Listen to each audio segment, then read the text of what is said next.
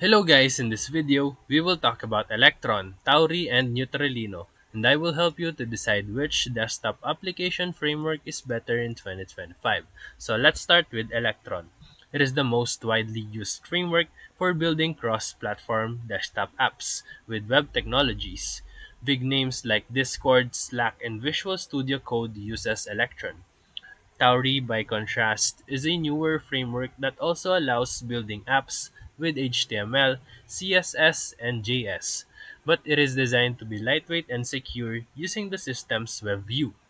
Lastly, Neutralino is a minimalist framework meant for lightweight desktop apps. It's more resource efficient than Electron and doesn't require installing Node.js at runtime. So let's compare the three of them. Number one, performance and resource usage. Electron is often criticized for high memory and CPU usage, while Tauri significantly improves its performance. Its apps are smaller, faster, and more secure, while Neutralino apps are even smaller, perfect for very lightweight apps. Number two, development experience.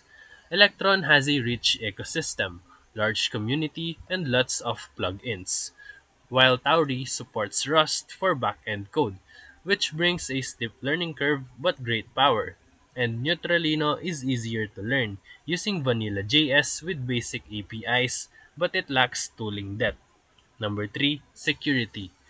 Tauri wins with secure by default architecture and sandboxing, while Electron apps are more prone to bloat and vulnerabilities unless it is tightly managed. And Neutralino is improving, but less hardened for large-scale apps. Number 4, app size. Electron apps are average around 100 to 200 MB, while Tauri apps can be as small as 3 to 5 MB.